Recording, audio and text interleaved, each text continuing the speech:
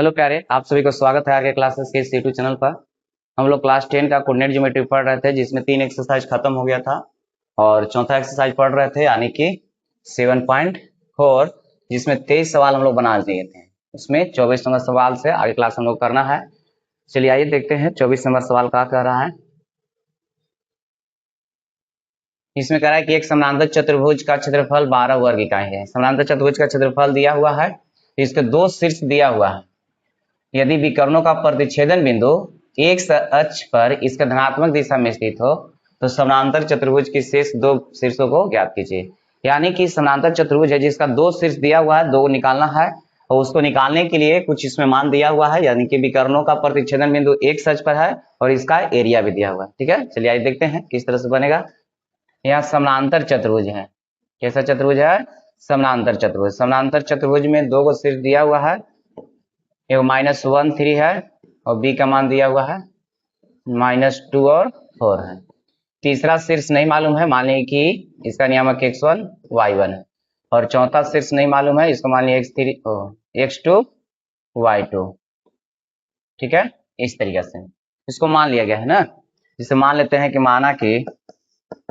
माना कि चतुर्भुज ABCD का शीर्ष ABCD का शीर्ष, तो शीर्ष से ए कहने का मतलब तो दिया हुआ था -1 और 3। बी का नियामक दिया हुआ है -2 और कितना है 4 है और सी का नियामक नहीं दिया हुआ था, इसको मान लिया है x1 और y1। एक और है डी, इसका नियामक x2 और y2 मान लिया गया है ना, दिया हुआ नहीं था प्रश्न। दो को शीर्ष नहीं दिया हुआ था, लेकिन आगे इसमें कुछ कहा है कि यदि विकर्णों का प्रतिच्छेदन बिंदु एक से अक्ष पर हो, एक से अक्ष पर इसका विकर्ण हो गया AC और एक विकर्ण हो गया BD, और यहाँ पर प्रतिच्छेद जो बिंदु कर रहा है, मान लें कि इसका नाम देते हैं P, तो एक से अक्ष पर प्रतिच्छेद कर रहा है। कहाँ है? एक से अक्ष पर, हो गया एक से अक्ष। तो एक से अक्ष पर प्रतिच्छेद कर रहा है, वो भी कैसा है? तो धनात्मक दिशा में। किधर है? धनात्मक दिशा में, यानी कि वहां पर जो x का मान आएगा, अगर मान लिया कि माइनस में आएगा तो वो अमान हो जाएगा। क्यों? क्योंकि यहाँ लिख दिया कि एक अक्ष का धनात्मक दिशा होना चाहिए, यानी कि उसका मान पॉजिटिव आना चाहिए। और एक अक्ष पर हम लोग जानते हैं कि किसी भी बिंदु का नियामक 1 और 0 होता है। तो ये एक अक्ष पर है, तो एक अक्ष पर बिंदु हो गया, तो इसका नियामक कितना हो जाएगा? 1 और 0। ठीक है, ये तो जान रहे हैं कि एक अक्ष पर y कोऑर्डिनेट 0 होता है और एक अक्ष पर किसी बिंदु का नियामक 1 और 0 होता है। चलिए आइए देखते हैं अब इसमें। ये बिंदु जो होता है, बोला गया था कि यहाँ समानांतर चतुर्भुज का विकर्ण एक दूसरे को क्या करता है? प्रतिच्छेद करता है। एक समद्विभाजन यानी कि विकर्ण एक दूसरे को प्रतिच्छेद कर रहा है, उस समान दो भागों में इसको क्या करता है? विकर्ण को बांटता है। बताया गया था कि समानांतर चतुर्भुज का विकर्ण एक दूसरे को समद्विभाजित करता है, तो जितना इधर होगा उतना ही इधर भी होगा दूरी इस विकर्ण के लिए, और इस विकर्ण के लिए जितना इधर दूरी होगा उतना ही इधर होगा। यानी कि जो P पॉइंट है ये C के लिए भी बीच में हो जाएगा और BD के लिए भी बीच में हो जाएगा। ठीक है, चलिए आइए देखते हैं। तो यहां हो जाएगा कि AC का मध्य बिंदु P है। AC का मध्य बिंदु P है, दोनों के लिए है। यहाँ BD के लिए भी और AC के लिए, दोनों के लिए वही पॉइंट होगा, है ना। क्योंकि जहां एक दूसरे को प्रतिच्छेद करता है बिंदु जो है इसको समान दो भागों में बांटता है, तो समान दो कहने का मतलब इधर का मान और इधर का मान बराबर है तो बीच में है, और इधर का मान बराबर है तो कहां हो जाएगा? बीच में हो जाएगा। तो ये मध्य बिंदु कौन है? P है। इसलिए P का नियामक, तो P का नियामक पहले से दिया हुआ है 0 और 1 और कितना है? 0 है, 1 और कितना? 0। और P का नियामक कितना हो जाएगा? AC के लिए देखा जाए तो x1 प्लस x2, मध्य बिंदु बराबर ही ना होता है, x1 प्लस x2 बटा 2, x1 की जगह पर -1 और x2 की जगह पर x1। उसी प्रकार y1 प्लस y2 और बटा में कितना? 2 हो जाता है। ठीक है, अब कह रहा है कि दोनों साइड यहाँ देखिए बराबर है, तो बराबर कब होता है? जब भुज और कोटि दोनों बराबर रहेगा, दोनों मान सेम रहेगा तो ना बराबर होगा। तो दोनों तरफ भुज और कोटि बराबर कर देंगे तो इधर कितना है? भुज x, तो x का मान -1 प्लस में x1 बटा 2। यहाँ से अगर x1 के मान निकालें, x1 का मान, तो यहाँ पर ही भाग में दे जाएगा गुना में, तो 2 से x में गुना करेंगे कितना हो जाएगा? 2x, और ये माइनस में इधर आ जाएगा तो प्लस में, यानी कि x1 का मान आ गया कितना? 2x प्लस में 1। उसी प्रकार अगर कोटि को बराबर करेंगे, 0 बराबर हो जाएगा 3 प्लस में y1 बटा में 2। यहाँ से y1 का मान निकालेंगे तो जाके इधर क्या हो जाएगा? 0, भाग में इधर आएगा तो गुना में, 0 प्लस में इधर आएगा माइनस में। तो y1 के मान कितना गया? -3। ठीक है, उसी प्रकार अगर देखा जाए तो BD का भी मध्य बिंदु वही हो जाएगा। BD का मध्य बिंदु P है, BD के लिए भी मध्य बिंदु यही है। इसलिए इसमें बताइए तो उसी प्रकार जैसे इसको लिखे हैं कि x बराबर, तो x बराबर कितना हो जाएगा x1 प्लस x2 बटा 2, तो b और d इन x1 हो जाएगा यानी कि -2 और प्लस में x2 बटा में 2, इधर आन के गुना में हो जाएगा, कितना हो जाएगा 2x बराबर -2 प्लस में x2 है, x2 का मान निकालेंगे माइनस में इधर आएगा प्लस में, तो 2x प्लस कितना हो गया 2। ठीक है, उसी प्रकार अगर इधर लेके चलेंगे जीरो वाला यानी कि y वाला लेके चलेंगे तो y1 प्लस y2 बटा 2, तो y1 की जगह कितना हो जाएगा 4, y2 की जगह पर y बटा में 2। अभी देखिए इधर आएगा तो ये जीरो हो जाएगा बराबर में 4 प्लस y2 का मान निकालेंगे तो कितना हो जाएगा माइनस में 4। यहाँ पर ध्यान दीजिएगा y2 का मान निकल गया, दो शीर्ष निकालना था जिसमें y1 निकल गया y2 निकल गया, देखिए y1 का मान निकल गया y2 का मान निकल गया। अब हम लोग को चाहिए x1 का मान और x2 का मान, अगर x1 x2 निकल जाएगा तो काम बन जाएगा। तो x1 का निकालने के लिए x का मान हमको निकालना होगा, x का मान जब तक नहीं निकलेगा तो देखिए यहाँ पर x1 x2 का मान नहीं मिलेगा, अगर x जैसे निकलेगा तो x1 x2 निकल जाएगा। ठीक है, चलिए तो अब इसके लिए x1 x2 निकलेगा कैसे, तो उसके लिए यहाँ दिया हुआ है कि इसका जो क्षेत्रफल है, देखिए यहाँ पर इसका क्षेत्रफल 12 वर्ग इकाई है, एक समानांतर चतुर्भुज का क्षेत्रफल 12 वर्ग इकाई दिया हुआ है। अब आइए क्षेत्रफल वाला फॉर्मूला देख लेते हैं।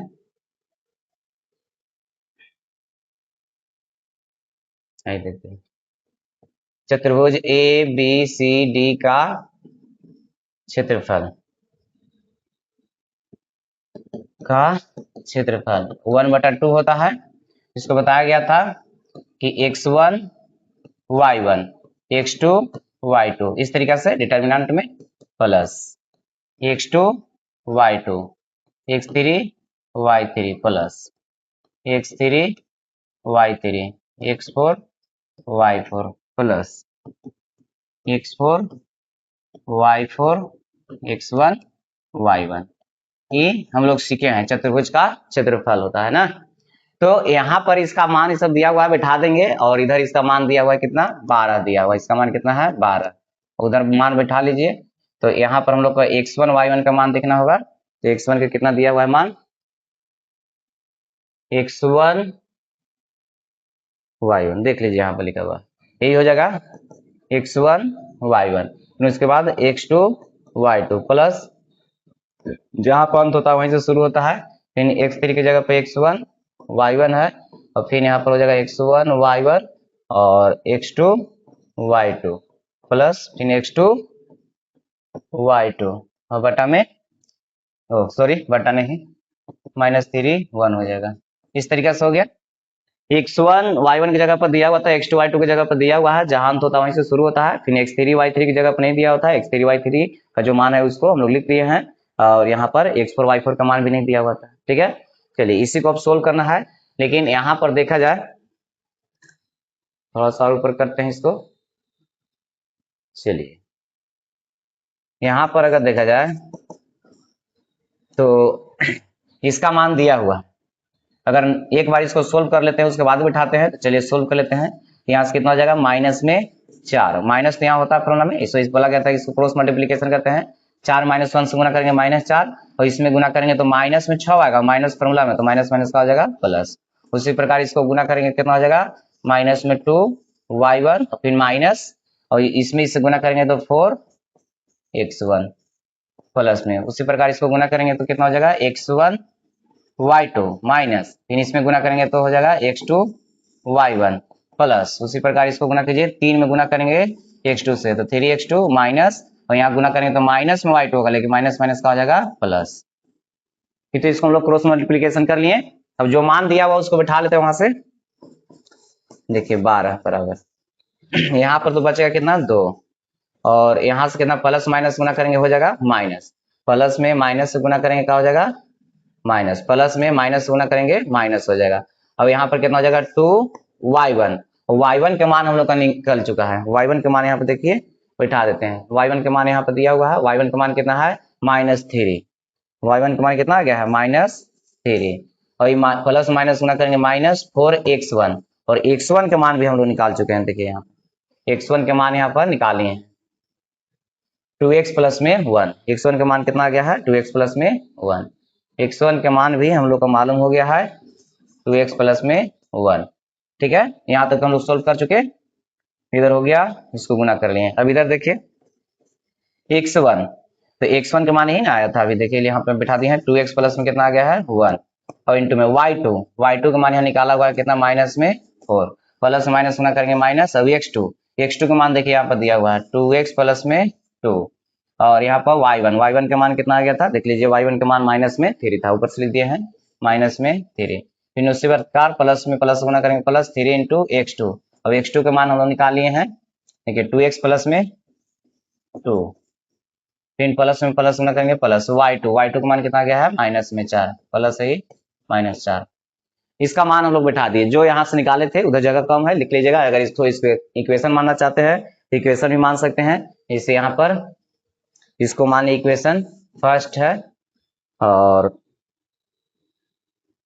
x2 का मान जो दिया हुआ था इसको मान लेते हैं समीकरण सेकेंड है, तो यहाँ लिख सकते हैं कहाँ से इसको बैठा दिए हैं समीकरण फर्स्ट और सेकेंड से, फर्स्ट तथा सेकेंड से है ना, इधर फर्स्ट और सेकेंड से लिखा हुआ है, ठीक है इस तरीके से। चलिए आइए इसी को सोल्व कर देना है, यहाँ से x का मान निकालना होगा, अब इसी को कर देना है सोल्व कर देना है, तो यहाँ 12 बराबर 2 माइनस माइनस माइनस का हो जाएगा प्लस 6, इसको गुना करेंगे तो कितना आ जाएगा माइनस में 8x और माइनस में कितना 4, और यहाँ पर -4 से गुना करना है तो माइनस में 8x और माइनस में कितना 4, और यहाँ -3 से गुना करेंगे माइनस, यहाँ माइनस या माइनस माइनस माइनस का हो जाएगा प्लस, 3 गुना का 6x और फिर प्लस में हो जाएगा कितना 6, उसी प्रकार इसको गुना करेंगे तो 3 गुना के 6x प्लस में 6 और प्लस में एक और बच रहा था और प्लस में माइनस गुना करेंगे -4, बस इतना ही है, ठीक है। चलिए इसको सोल्व किया जाए, देखिए 4 और 2 6 और 2 8, सॉरी 6 और 2 कितना हो जाएगा 8, तो प्लस में है तो दोनों जुटेगा तो 8 को हो जाएगा, इसको से नहीं काटे हैं 6 2 8 इसको जोड़े तो ये 8 है, अभी 4 और 4 मिल करके 8 बनेगा, तो ये दोनों से क्या हो जाएगा कट जाएगा, ठीक है। अब देखिएगा उसी प्रकार, और कटने वाला तो नहीं है, ये 8 है तो ये 8 प्लस में है, ये हो जाएगा 12, नहीं कटेगा, एक बार लिख लीजिए आराम से। अब 100 लाख पहले लिख देते हैं, देखिए यहाँ x है, यहाँ भी x है, यहाँ x है, यहाँ x है, तो 8 में 8 जुटेगा क्योंकि माइनस माइनस जुड़ता है, तो कितना हो जाएगा 8 8 16 और 6 6 12, तो 16 में से 12 घट जाएगा तो कितना बचेगा 4 बचेगा, लेकिन किसमें माइनस में बचेगा क्योंकि माइनस में 16 हो रहा था ना। उसके बाद अब देखिए बच गया है 6 और 6 6 6 कितना हो जाएगा 12, 12 में से घट जाएगा 4 तो बच जाएगा कितना 8, ठीक है। अभी मोड हटता है तो जानते हैं कि इधर आने कितना हो जाएगा प्लस माइनस, तो इसका मान निकाल लेते हैं 4x प्लस 8 और मोड हटेगा तो प्लस माइनस कितना 12 हो जाएगा, ठीक है। अब यहाँ से एक बार प्लस लेके चलेंगे एक बार माइनस लेके चलेंगे तो दो मान निकलेगा, ये प्लस में हो जाएगा तो माइनस में, यहाँ पर हम लिख देते हैं कि जब पॉजिटिव साइन लेके चलेंगे तब, तो पॉजिटिव साइन लेके चलेंगे तो -4x बराबर पॉजिटिव लेके चल रहे हैं तो प्लस में 12 और यहाँ माइनस में 8, तो घटेगा तो कितना बचेगा 4, इसे कटेगा एक बार में, तो x बराबर कितना आ गया -1, x बराबर कितना आ गया -1 आ गया, ठीक है। तो ये x का मान आ गया -1, तो x का मान बोला गया था, यहाँ पर थोड़ा सा ध्यान दीजिए, यहाँ पर देखिए यहाँ पर क्वेश्चन में बोला है, क्वेश्चन में कि इसका जो इसका देखिए विकर्ण का प्रतिच्छेदन बिंदु x अक्ष पर इसके धनात्मक दिशा में स्थित है, x अक्ष पर कहाँ है धनात्मक दिशा में, तो धनात्मक दिशा में है तो x का मान क्या होगा उसमें पॉजिटिव होना चाहिए, तो पॉजिटिव होगा तो x का मान आ गया हम लोग का माइनस, तो माइनस जब आ गया तो वह मान हो जाएगा, क्यों क्योंकि धनात्मक दिशा में x दिया हुआ है ना, तो इसलिए वहां पर हम लोग क्या कर देंगे अमान लिख देंगे, है ना। अब x का मान एक और निकलेगा उसको अब देखा जाएगा, चलिए देखिए यहाँ पर क्या हो जाएगा अमान हो जाएगा, अमान है, क्यों अमान है प्रश्न में लिखा हुआ था वह धनात्मक दिशा में है इसलिए x का मान प्लस में आएगा माइनस में नहीं आएगा, जब हम लोग निगेटिव अब लेके चलते हैं, जब निगेटिव साइन लेके चलेंगे तब उसमें तो देखिए तो माइनस में कितना है 4x और इधर माइनस में और इधर माइनस में, तो माइनस माइनस जुड़ जाएगा तो क्या हो जाएगा 20 हो जाएगा, लेकिन होगा माइनस में, माइनस माइनस खत्म, इस कटेगा 5 बार में, x बराबर कितना हो जाएगा 5 हो जाएगा, x बराबर कितना आ गया 5, तो किसका मान आ गया x का मान आ गया है ना। देखिए हम लोग का x1 का मान निकालना है और x2 का मान निकालना है, तो x1 बराबर फर्स्ट में फ्रॉम फर्स्ट लिख देते हैं, यहाँ पर फर्स्ट से हम लोग चले तो x1 बराबर 2x प्लस 1 था, x1 बराबर कितना था 2x प्लस 1, देख लीजिए x1 का मान फर्स्ट जहाँ इक्वेशन हम लोग लिए थे, इक्वेशन फर्स्ट देखिए यहाँ पर इक्वेशन फर्स्ट है तो इसका मान कितना था 2x प्लस 1 है, तो x का मान हम लोग निकाल लिए हैं, अब x1 का मान मिल जाएगा, देखिए यहाँ पर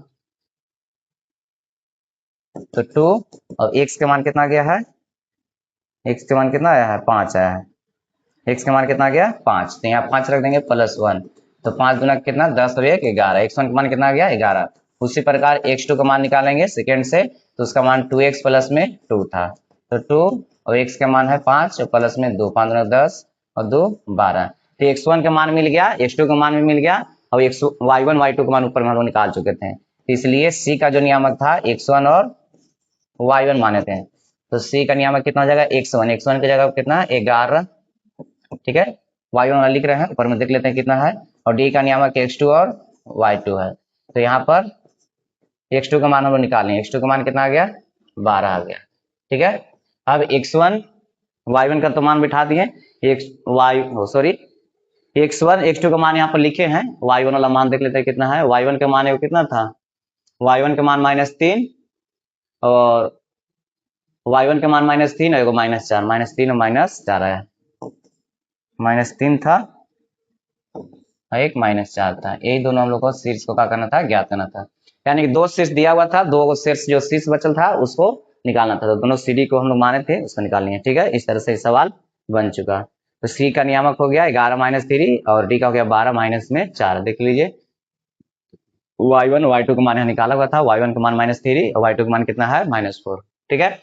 तो इस तरह का सवाल एग्जाम में तो बहुत कम पूछता है, लेकिन अगर रह जाए पूछ देगा तो उसके लिए बता दिया गया इस सवाल को, है ना। तो इस सवाल में कोई दिक्कत है तो बता सकते हैं आप लोग, था सवाल ऐसा नहीं कि बहुत हार्ड है, इसमें कुछ नहीं है, समानांतर चतुर्भुज का क्षेत्रफल दे दिया है और इसका 2 शीर्ष दिया हुआ था, 2 शीर्ष इसमें दे दिया है ना, और उसके बाद एक कह रहा है इसमें कि इसका जो विकर्ण का प्रतिच्छेदन बिंदु है, जहां विकर्ण एक दूसरे को प्रतिच्छेद कर रहा है, उस बिंदु जो यानी कि वह बिंदु जो है x अक्ष पर है, किधर है x अक्ष पर, और x अक्ष पर भी है तो कहने है धनात्मक दिशा, मान ली कि इधर अगर y रहेगा तो इसको से इधर है, तो धनात्मक में क्या होता है इसका मान क्या होता है पॉजिटिव होता है, धनात्मक में इसका मान क्या हो जाएगा पॉजिटिव हो जाएगा, ठीक है। धनात्मक में x का मान क्या होता है प्लस, धनात्मक तरफ है। चलिए इस तरह से इस सवाल का हो गया समाप्त हो गया। तो आइए अगला सवाल हम लोग देखते हैं, क्वेश्चन नंबर 25, इस तरह से आप लोग लिख लीजिएगा इसको, यहाँ आ गया सी और डी का मान, ठीक है। चलिए अगला सवाल, नेक्स्ट क्वेश्चन है,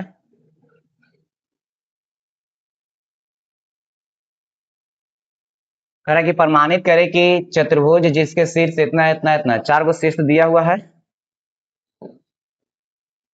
एक समानांतर चतुर्भुज है। लीजिए पहले नंबर तो ये निकालना होगा कि ये समानांतर चतुर्भुज है, पहले बताइए इसका नियामक दिया हुआ है कितना है -2 5, और बी का नियामक दिया हुआ है 4 - 1, सी का नियामक दिया हुआ है 9 और 1, और डी का नियामक दिया हुआ है 3 और 7 है ना। सवाल ऐसा नहीं कि बहुत हार्ड है, सवाल में कुछ ना कुछ दिया हुआ है, तो उसमें एक से अधिक मैंने मान उसमें निकल रहा है, तो उसके लिए थोड़ा सा बड़ा चल रहा है। पहले नंबर तो इसमें कह रहा है प्रमाणित करें कि चतुर्भुज जिसका शीर्ष जो दिया गया है वो एक समानांतर चतुर्भुज है, पहले यहाँ तक हम लोग बना लेते हैं इसको। तो समानांतर चतुर्भुज इसको दिखाना है, तो समानांतर चतुर्भुज कब होता है जब आमने सामने की भुजा बराबर और इसका विकर्ण बराबर नहीं होता है। तो पहले नंबर तो हम लोग निकाल लेते हैं कि चतुर्भुज ABCD में चलते हैं, चलिए इस तरह से लिख देते हैं AB बराबर, हम लोग इस चतुर्भुज में चल रहे हैं उसमें AB बराबर हम लोग लिख दे रहे हैं, AB कहने का मतलब दूरी, दूरी निकलेगा तो ना पता चला कि आमने सामने भुजा बराबर है या नहीं है। चलिए आइए AB का मान हम लोग का कितना हो जाएगा √2 और -4 का होल स्क्वायर, x1 - x2 का whole square plus y1 - y2 का होल स्क्वायर, उस पर बैठा रहे हैं, यहाँ 5 और माइनस माइनस माइनस का हो जाएगा प्लस, ठीक है। तो यहाँ पर कितना हो जाएगा 4 और 2 6, तो 6 का स्क्वायर कितना हो जाएगा 36, 6 का स्क्वायर कितना आ जाएगा 36 आ जाएगा, 6 हो गया माइनस में स्क्वायर करेंगे 36, तो ये हो गया 6, 6 का स्क्वायर 36, 36 दूना के 72, यानी कि 36 गुने 2 लिख सकते हैं, 36 का वर्गमूल 6 हो जाएगा, 2 का नहीं निकलेगा, ये आ गया किसका मान AB का मान आ गया। उसी प्रकार हम लोग निकाल लेते हैं BC, तो BC बराबर बोलिए BC बराबर कितना हो जाएगा, डायरेक्ट अब लिखते हैं 4 और 9 का अंतर कितना 5 का स्क्वायर 25, और 1 और -1 का अंतर 2 का स्क्वायर 4, यानी कि रूट में आ जाएगा 29। तो बहुत सवाल हम लोग इस पर बना चुके हैं, अब ये भी बताने की जरूरत नहीं था, लेकिन बना दे रहे हैं सवाल जब सोल्व कर रहे हैं तो। CD अब इसका मान बताइए, यहाँ 3 9 और 3 का अंतर 9 और 3 का अंतर 6 का स्क्वायर 36, और 1 और 7 का अंतर 6 का यानी कि 36, इसको हम लोग लिख सकते हैं 36 गुने 2, 36 का वर्गमूल 6√2। उसी प्रकार AD का मान, AD का मान बोलिए, तो -2 और 3 का अंतर 5 का, 5 का स्क्वायर हो जाएगा 25, और 5 और 7 का अंतर 2 का, 2 का स्क्वायर 4 यानी कि 29। देखिए आमने सामने की भुजा का हो गया, बराबर हो गया, लेकिन इसमें विकर्ण भी हम लोग को चेक करना होगा ना। तो विकर्ण देख लेते हैं, विकर्ण AC, तो विकर्ण AC निकाल रहे हैं। AC इसका मान बताइए, -2 और 9 का अंतर कितना का, 11 का, 11 का स्क्वायर 121, और इधर कितना हो जाएगा 1 और 5 का अंतर हो जाएगा यानी कि 4 का, 4 का स्क्वायर 16, रूट अंडर कितना 7 3 1, 137 आ गया। इसका माना गया, AC का माना गया। अब उसी प्रकार निकालते हैं विकर्ण BD का मान, रूट अंडर BD देखिए ही है, इसका मान कितना 4 और 3 का अंतर हो जाएगा कितना का, 1 का, 1 का स्क्वायर 1, और इधर 7 और -1 का अंतर 8 का, 8 का स्क्वायर 64, 8 का स्क्वायर कितना हो जाएगा 64 हो जाएगा। अब बताइए जोड़ेंगे तो कितना आ जाएगा 65। अब यहाँ पर देखिए इधर लिख ही देते हैं, फिर आगे हम लोग लिखेंगे। चलिए इधर कि भुजा, भुजा हम लोग के पास कितना AB था, तो AB का जो मान आया है, AB का मान देखिए तो BC के मान के बराबर हो गया। BC के मान के बराबर है ना, देखिए सॉरी AB का मान CD के मान के बराबर है, AB का मान CD के मान के बराबर है, यहाँ पर CD है।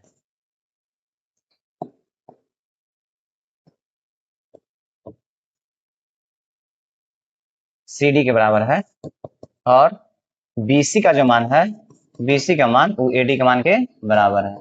ठीक है, इस तरह से, यानी कि देखिए AB का मान जो आया था 6√2 है, और CD का मान भी आया है 6√2, और BC का मान आया है √29, और AD का मान आया है √29। ठीक है, तो भुजा बराबर हो गया आमने सामने की भुजा, और इसमें विकर्ण बराबर नहीं है, विकर्ण AC और डज नॉट इक्वल टू विकर्ण BD आया है, विकर्ण BD। तो विकर्ण इसमें बराबर नहीं होता है समानांतर चतुर्भुज में, और आमने सामने भुजा बराबर होता है, तो ये समानांतर चतुर्भुज हो जाता है। चलिए लिख देते हैं। अतः दिए गए बिंदुएं A, B, C तथा D समानांतर चतुर्भुज का शीर्ष है, शीर्ष है। चलिए ये तो ये हम लोग को प्रूव करना था कि समानांतर चतुर्भुज का शीर्ष है, उसको हम लोग को क्या करना था, ज्ञात करना था। ये तो हो गया। अब कह रहा है कि इसका क्षेत्रफल ज्ञात करें। लीजिए अब इसका क्षेत्रफल ज्ञात करना है, तो क्षेत्रफल तो निकल जाएगा, 4 गो शीर्ष दिया हुआ, इसका क्षेत्रफल निकल जाएगा। ठीक है, तो क्षेत्रफल भी निकालिए देते हैं। चलिए आइए ये काम करते हैं। यहाँ पर पहले ये तो हो गया कि समानांतर चतुर्भुज है या नहीं है, उसके लिए हो गया। अब इसका करा के क्षेत्रफल बताइए, तो क्षेत्रफल बताने के लिए हम लोग शीर्ष यहाँ पर पहले लिख लेते हैं, कितना था -2 और 5 है। B का नियामक कितना था 4 और -1 है, और C का नियामक कितना है 9 और 1 है, और D का नियामक कितना है 3 और 7 है। ठीक है, चलिए आइए अब इसको से क्षेत्रफल इसका निकालते हैं। अब चतुर्भुज ABCD का क्षेत्रफल बताइए, इसका क्षेत्रफल 1/2। डायरेक्ट बिठाते हैं मान इसका, है ना। x1 का मान कितना है -2 5, x2 का मान कितना है 4 -1 प्लस, फिर वहां पर जहां पर अंत होता है वहीं से शुरू करते हैं ना, और फिर यहाँ पर 9 1, फिर उसी प्रकार 9 1, उसके बाद हो जाएगा 3 7, फिर प्लस 3 7, उसके बाद फिर -2 और 5, इस तरीके से। ठीक है, चलिए इसी को सोल्व कर दीजिए, इसका क्षेत्रफल आ जाएगा। इसको क्रॉस मल्टीप्लीकेशन करेंगे, माइनस माइनस प्लस यानी कि 2 हो जाएगा, और ये हो जाएगा कितना 5 के 20, इधर हो जाएगा कितना 4, और माइनस माइनस माइनस प्लस यानी कि 9, प्लस में 9 7 कितना हो जाएगा 63, माइनस यहाँ 3 हो जाएगा, प्लस में 5 3 कितना हो जाएगा 15, माइनस माइनस माइनस प्लस बन जाएगा, यहाँ से माइनस यहाँ आएगा 14, माइनस माइनस का हो जाएगा प्लस, 7 गुना के 14, अब 1/2, ये कितना बचेगा माइनस में 18, 9 4 13, और इधर बचेगा कितना 60, और इधर कितना बचेगा जोड़ लीजिए 9, अभी हो जाएगा 2, इधर 9 और 2 यानी कि 29। अब यहाँ पर माइनस वाला एक साथ जुटेगा, प्लस वाला एक साथ जुटेगा, तो ये माइनस में सिर्फ है और तीनों प्लस में, तो जुटेगा तब उसके बाद 18 घटेगा। बोलिए कितना 9 और 3 12, एक हासिल हो गया, 6 2 8 1 9 9 1 10, 102। नहीं आएगा ना, देख लीजिए। 9 और 3 12 और 8 1 9 9 1 10। अभी घटेगा तो कितना हो जाएगा, तो ये हो गया कितना 12 यानी कि 4, और ये हो गया 9, 9 में से घटेगा 8, 9 में से घटेगा कितना हो जाएगा 8 यानी कि 84। देख लीजिए इसको हासिल दिया तो कितना बचेगा 9 बचेगा, इधर 9 में से घट जाएगा 8 हो जाएगा, उधर 8 4 12, इससे कट जाएगा कितना बार में 4 42 बार में, यानी कि 42 स्क्वायर यूनिट आ गया ना। ठीक है, किसका मान हो गया, इस क्षेत्रफल का मान हो गया। इस तरह से इसका क्षेत्रफल निकल गया। तो ये सब ये दोनों जो सवाल बताएं, दोनों करने का मतलब है कि इसमें कह रहा था कि बताइए कि समानांतर चतुर्भुज है या नहीं है, उसके बाद क्षेत्रफल पूछ रहा है। इन दोनों बताने की जरूरत नहीं था, हम लोग बहुत सवाल ऐसा बना चुके हैं पीछे, है ना। तो चलिए आइए देखते हैं। अब उसके बाद क्या करा है इसमें, अब इसमें कह रहा है कि ई जो है AC को 2 और 1 के अनुपात में विभक्त करती है, यानी कि AC जो है यहाँ पर AC, उसमें एगो E है, वो इसको क्या करता है 2 और 1 के अनुपात में विभक्त करती है। तो सिद्ध करे कि DE और BC का मध्य बिंदु F, DE और BC का मध्य बिंदु F, यहाँ पर एक बिंदु कितना हो जाएगा F हो जाएगा, और यहाँ पर ही लेना है कितना, तो E लेना है। E जो है संरेख है। संरेख करने का मतलब कि इसका ई पॉइंट और ई पॉइंट के मिलाने से जो आकृति बनेगा उसका एरिया अगर निकाल देंगे, अगर 0 के बराबर आ गया तो क्या हो जाएगा संरेख हो जाएगा। तो 3 पॉइंट मालूम हो जाएगा, 3 पॉइंट से हम लोग क्या करेंगे इसका एरिया निकालेंगे, एरिया अगर 0 आ गया तो संरेख हो जाएगा। लेकिन सबसे पहले तो ई निकालना होगा, ई मालूम नहीं है, एफ भी मालूम नहीं है, तो एफ तो मालूम चल जाएगा, इसका मध्य बिंदु है ना, तो मध्य बिंदु के साथ से ई निकल जाएगा एफ। और इसको कह रहा है कि ई जो है AC को 2 और 1 के अनुपात में विभाजित करता है। तो 2 और 1 के अनुपात में विभाजित करने का मतलब है कि इधर 2 इधर कितना हो जाएगा 1, तो अंत विभाजन से ये वाला मान निकल जाएगा ई के लिए, ई का मान भी निकल जाएगा। तो अंत विभाजन से ई का मान निकालना पड़ेगा, मध्य बिंदु से एफ निकल जाएगा, डी का मान दिया हुआ है, इसका एरिया निकाल देंगे। ठीक है, चलिए आइए देखते हैं। तो इस फिगर को हम एक बार और फिर से बनाते हैं।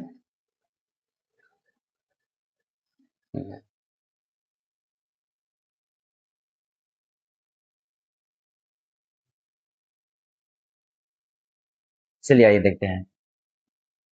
इस तरह से हम लोग का फिगर था समानांतर चतुर्भुज के लिए ABCD, और ई है विकर्ण।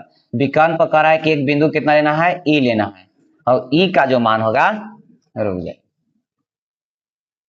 एक विकर्ण हो गया कितना AC, तो AC पे एक बिंदु कितना लेना है ई लेना है, ई पॉइंट है ना, और B और C का मध्य बिंदु कितना है F है। तो इसका मध्य बिंदु के साथ से तो निकल जाएगा, ई हो गया। इसमें कह रहा है कि जो है इसको 2 और 1 के अनुपात में क्या करता है विभाजित करता है, ये 2 और 1 के अनुपात में विभाजित करता है। AC को 2 और 1 के अनुपात में बिंदु ई जो है क्या करता है विभाजित करता है। तो इसको विभाजन फॉर्मूला से ई का मान निकल जाएगा, और डी का मान दिया हुआ है, तो इसका एरिया निकाल देंगे, और इसका मान अगर 0 के बराबर आ जाएगा तो कहेंगे कि संरेख है। ठीक है, चलिए आइए देखते हैं। पॉइंट इसका कितना है लिख लेते हैं, देख लिया जाए यहाँ पर कितना था। तो डी का मान दिया हुआ है कितना, डी का मान हो गया 3 7, ई का मान नहीं मालूम है, एफ नहीं मालूम है, तो एफ को तो निकल जाएगा मध्य बिंदु से, तो मध्य बिंदु कितना आएगा, तो 9 4 13, 13 बटा में कितना हो जाएगा 2, और ई -1 +1 यानी कि जुटेगा 0 हो जाएगा, 0 में 2 से भाग देंगे 0। तो यहाँ पर लिख सकते हैं कि BC का मध्य बिंदु F है, इसलिए F का नियामक, F का नियामक कैसे निकलेगा, तो x1 + x2 बटा 2 यानी कि 9 बटा में 2, y1 + y2 बटा 2, तो यहाँ पर कितना आ जाएगा 13 बटा में 2, अगर कितना हो जाएगा 0, किसका माना गया F का माना गया। अब यहाँ पर कह रहा है कि AC को बिंदु E 2 और 1 के अनुपात में विभाजित करती है। ई जो है AC को कितना के अनुपात में विभाजित करती है, 2 और 1 के अनुपात में, है ना। तो यहाँ पर अब बताइए कि यहाँ पर जो पहले लिखा था वो किसका मान है, एम का मान, तो एम का मान दिया हुआ है, ई किसका मान हो जाएगा एन का मान, सॉरी एन का मान है ई, और ये x1 y1 और ये x2 y2 है ना। तो इसको बैठा देना है, इसलिए ई का मान कितना होता है mx2, m के जगह पर 2, mx2 की जगह कितना है 9, और प्लस n x1 की जगह कितना है -2, और बटा में m + n यानी कि 2 + 1, यानी कि 2 प्लस में y2 की जगह पर 1 प्लस में ny1 1 इंटू कितना 5 और बटा में 2 प्लस 1। ठीक है, इस तरीका से ये आ गया किसका मान, ई का मान। अब इसको सोल्व करेंगे, ई का मान निकल जाएगा। बोलिए कितना हो जाएगा, 18 और -2 यानी कि 16 लिख दें। अब इसमें 9 दूना का 18, 18 में से 2 घट जाएगा, अच्छे एक बार लिख देते हैं। चलिए 18 - 2 बटा में 3। उसी प्रकार यहाँ पर कितना हो जाएगा 2 और प्लस में 5 और बटा में 3, ये 2 हो जाएगा, 5 में 1 से गुना करेंगे 5 बटा में 3। तो ई का मान हम लोग का मिल गया 16 बटा में 3 और यहाँ 7 बटा में 3 हो गया और डी का मान दिया हुआ है। अब यहाँ पर एक रुक जाइए, थोड़ा सा इसको हम इस सब पॉइंट को एक जगह लिख देते हैं कि डी का नियामक कितना है 3 और 7। उसके बाद ई का नियामक हम लोग निकाल लिए 16 बटा में 3 और 7 बटा में कितना 3 और एफ का मान यहाँ दिया हुआ है, यानी कि दिया हुआ नहीं था, निकाल लिया इसको 13 बटा 2 और 0। इसलिए अब इसका क्षेत्रफल, इसमें वो डी ई एफ त्रिभुज बन जाएगा, तो इसका क्षेत्रफल निकाल लेते हैं, इसका क्षेत्रफल। तो इसका क्षेत्रफल अगर 0 आ जाएगा तो हम लोग कहेंगे कि बिंदु जो है संरेख है, और अगर नहीं आएगा तो संरेख नहीं है। तो तीनों पॉइंट अब यहाँ दिया हुआ है, इसके साथ साथ हम लोग इसका क्षेत्रफल निकाल लेते हैं। चलिए आइए देखते हैं। x1 की जगह कितना है 3, x1 into y2 minus y3 यानी कि 0 प्लस x2 की जगह पर 16 बटा में 3 और y3 0 माइनस में y1 प्लस x3 13 बटा 2 इंटू y1 7 माइनस 7 बटा 3 y1 इंटू y2 हो गया। x1 into y2 minus y3 plus x2 into y1 x2 into y3 minus y1 plus में x3 into y1 minus y2, यही formula होता है। अब इसको सोल्व कर लिया जाए, वही देखना है कि 0 आ रहा है या नहीं आ रहा है। 3 से अगर इसमें गुना करेंगे तो 3 कट जाएगा, तो बच जाएगा कितना 7 और यहाँ पर माइनस में आ जाएगा, किस में आएगा माइनस में। तो इसको गुना करना होगा, प्लस माइनस गुना करेंगे माइनस और 7 से गुना करेंगे तो 7 × 6 42 और 7 और 4 11 बटा में 3 और यहाँ पर इसको गुना करेंगे तो कितना हो जाएगा 13 से गुना करना है तो 7 21 और इधर कितना हो जाएगा 7 और 2 9 तो 13 7 91 बटा में कितना हो जाएगा 2 बटा में कितना 2 और इसमें इसे गुना करेंगे, एलसीएम लेकर गुना इसको कीजिए ना, हटाइए पहले इसको एलसीएम ले लेते हैं। 13 बटा कितना था 2 था इंटू में 13 बटा 2, हाँ ठीक है। और यहाँ एलसीएम लेंगे तो कितना हो जाएगा ये 21 में से घट जाएगा कितना 7 तो कितना बचेगा 14 बटा में 3। अब इसको गुना कर देते हैं,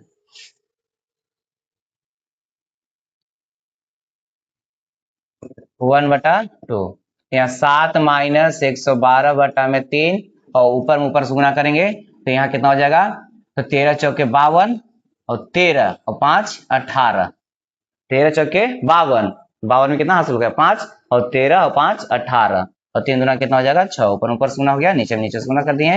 इसका एलसीएम बताइए कितना हो जाएगा, तो एलसीएम हो जाएगा 6 बटा में कुछ नहीं 1 है तो 1 से भाग देंगे 6 बार में 7 6 कितना हो जाएगा 42 माइनस इसे कटेगा क्या बार में 2 बार में 2 से गुना कर देंगे तो 2 2 4 प्लस और यहाँ पर 6 से नहीं कटेगा, एक बार में ही कट जाएगा, सॉरी 6 से कटेगा लेकिन एक बार में, तो यहाँ कितना हो जाएगा 182। अब देखिए प्लस में भी प्लस में दोनों जुटेगा तो जुटेगा कितना हो जाएगा 2 2 4 अभी 8 और 4 12 हासिल हो गया 1 अब 1 में 1 जोड़ देंगे 2 और माइनस में 224 बटा में 6।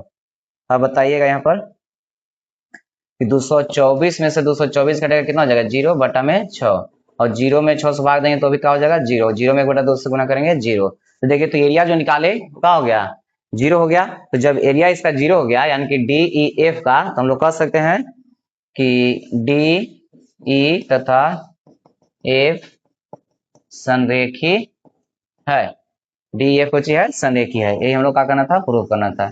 यानी कि एक तो सवाल दिया हुआ था, क्वेश्चन इसमें कितना दिया हुआ है एक सवाल, लेकिन इसमें जो कह रहा है कि एक तो बताना था कि समानांतर चतुर्भुज है या नहीं है, एक बताना था कि समानांतर चतुर्भुज है या नहीं है, एक तो निकालना था उसका क्षेत्रफल बताइए। तो समानांतर चतुर्भुज और क्षेत्रफल के लिए तो हम लोग बहुत सवाल बना चुके हैं। अब इसमें एक ई वाला रह गया था कि इसको कैसे बनेगा, तो उसके लिए दिया हुआ था कि एसी को एक बिंदु ई था उसको 2 रेख के अनुपात में क्या कर रहा है विभाजित कर रहा था, तो ई का मान वहां से निकल जाएगा, डी का मान दिया हुआ था और एक कह रहा था कि एफ जो है बीसी का मध्य बिंदु, तो बीसी के साथ से एफ भी निकल जाएगा। ठीक है, तो तीनों निकल गया, उसको संरेख दिखाना था। सवाल बड़ा है लेकिन सवाल ऐसा नहीं है कि बहुत हार्ड है, हार्ड क्रम कुछ है नहीं, एकदम सीधा सीधा सवाल सब दिया हुआ था और उसको खाली सोल्व करना था ना, इसलिए थोड़ा सा बड़ा गया है, थोड़ा सा नहीं ढेर बड़ा चल गया है। तो चलिए इसको आप लोग बढ़िया से बना लीजिएगा यहाँ पर, देख लीजिए। और इसको खुद से बना लेना है, इसमें तो ज्यादा कुछ कह नहीं रहा था, एक बार यहाँ से मिला लीजिए आप लोग। देखिए यहाँ पर कुछ नहीं किया गया है, ये बस दिखाया गया कि समानांतर चतुर्भुज के शीर्ष है या नहीं है, इस तरह से। और उसके बाद यहाँ पर इसका हो गया एरिया, यहाँ से कुछ निकाल दिए हैं, एरिया निकाल दिया गया है, यहाँ से कुछ निकाला गया है, इसका एरिया के लिए काम किए इधर, है ना। तो यहाँ से एरिया निकल गया है, देखिए एरिया गया 42 स्क्वायर यूनिट आ गया। अब उसके बाद फिर यहाँ पर पुनः कह रहा था, अब इसमें पुनः मैंने फिगर को हम खाली पुनः इसमें बना दिए है ना, फिगर तो ही रहेगा लेकिन वहां बार बार कैसे दिखेगा, इसलिए यहाँ पर फिगर बना दिए हैं। और ये कह रहा था कि डी ई एफ जो है संरेख है उसके लिए बनाया गया, ठीक है। चलिए तो इस तरह से आप लोग इसको लिख लीजिए, ये हो गया इधर से वहां तक, ये हो गया। बहुत बड़ा सवाल था इसमें, यहाँ तक, ठीक है। चलिए आइए नेक्स्ट सवाल देखते हैं हम लोग। कह रहा है कि दिखाएं कि बिंदुएं -3 -1 2 -1 1 1 और इतना क्रमानुसार एक समलंब चतुर्भुज के शीर्ष है। समलंब चतुर्भुज इसमें दिया हुआ है, समलंब चतुर्भुज इस तरह से बताया गया होगा कि दो भुजा समानांतर होता है, अन्य दो भुजा का होता है इसमें असमानांतर होता है।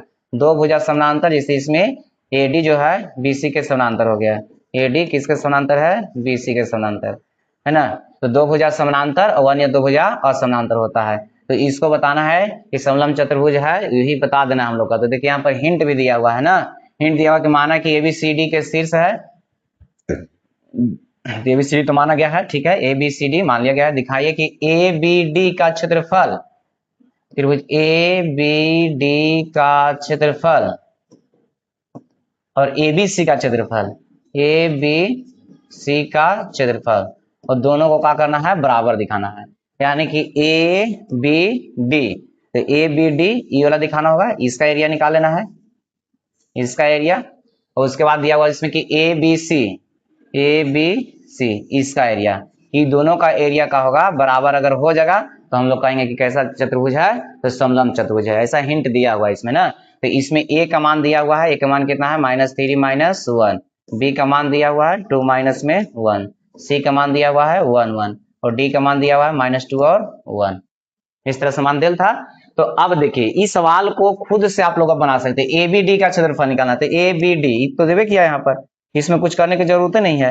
ए बी डी इसका एरिया खाली निकालना है, तो एरिया तो बहुत ज्यादा हम लोग सीख चुके हैं, त्रिभुज का क्षेत्रफल निकाल लेना है। तो इसका एरिया निकालिए, जितना मान यहाँ पर आएगा सोल्व करने के बाद, है ना, उतना ही मान ए बी सी का आना चाहिए, यानी कि ए बी सी का, और दोनों के एरिया का आना चाहिए बराबर। और दोनों के एरिया जब बराबर हो जाएगा तो हम लोग कह देंगे कि ए बी सी डी समलंब चतुर्भुज का शीर्ष है, ठीक है, बन जाएगा सवाल। तो इस तरह से सवाल जो था 7.4 का उस सब सवाल इसमें बन चुका है ना। और इसके पहले जो बताया गया इस सवाल खुद से आप लोग बना लीजिएगा, ऐसा नहीं कि बहुत हार्ड है। एबीसी का क्षेत्रफल एबीडी का क्षेत्रफल और एबीसी का क्षेत्रफल निकालना है, ठीक है। चलिए तो इस सवाल खत्म हो चुका है 7.4 का।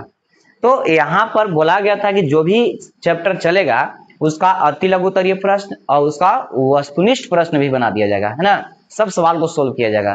तो ये तो एक्सरसाइज हम लोग का समाप्त हो चुका है।